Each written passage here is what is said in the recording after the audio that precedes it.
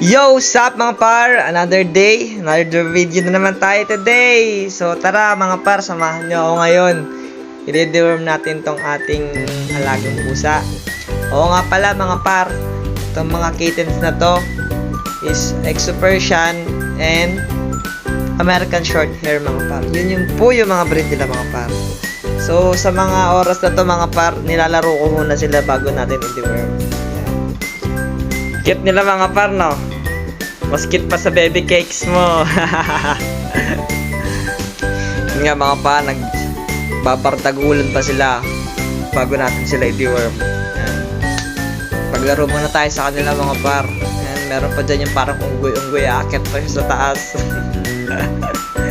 Tawag ko dyan par, spider cat. Bali mga par, ang age pala nila is 1 month nila. 1 month ako nag-i-start mag-deworm mga par kasi may reason yun at explain ko sa inyo mamaya. So ang ginawa ko muna mga par, after ko silang laruin is lilinisan ko muna yung mga ears nila. Lahat sila lilinisan ko isa-isa.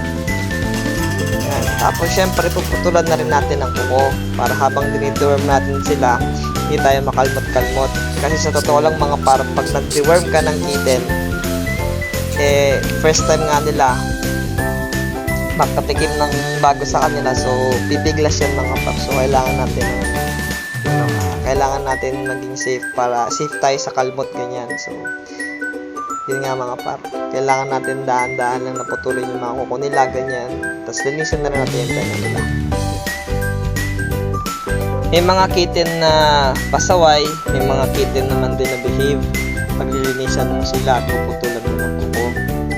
Iba-iba rin sila ng behavior mga par.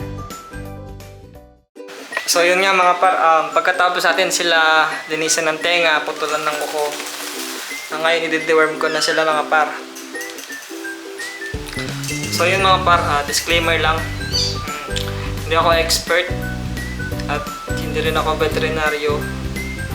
So pag-deworm mga par, share ko lang sa inyo yung yung experience ko. So yun mga par, ang gamit ko palang pang deworm itong nematocide. So kasi experience ko kasi dito par,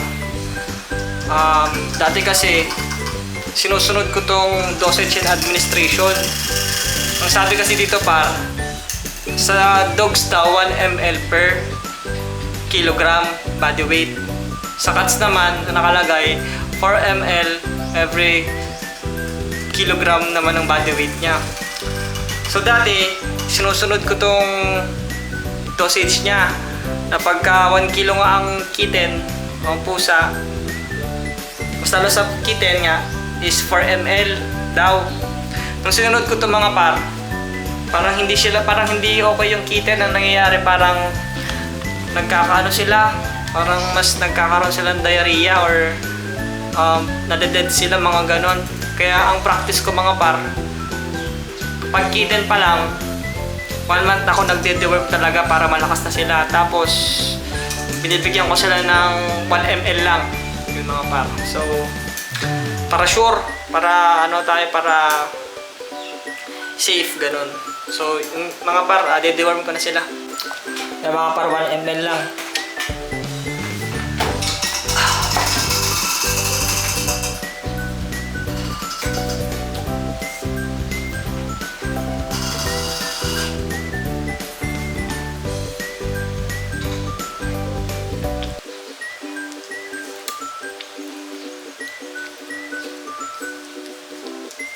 Expect nyo pa, ayaw nila masyado yung lasa nito.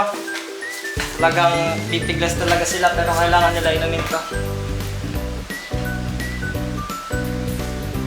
Sige na. Ay nako.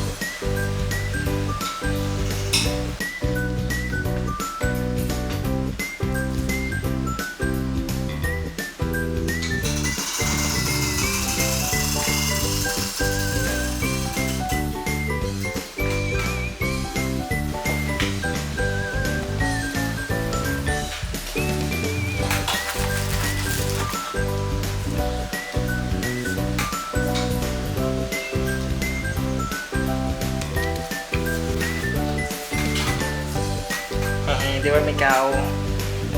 Deworm siya.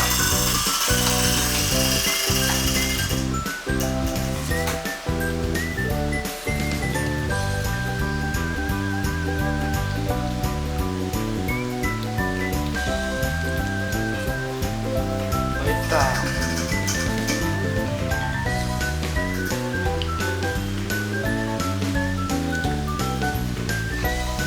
Ito.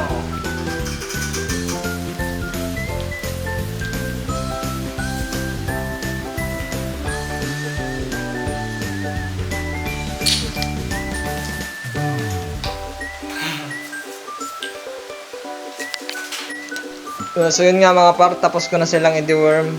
Yan. Yan ang itsura nila, yan ang reaction nila after nila ma-deworm.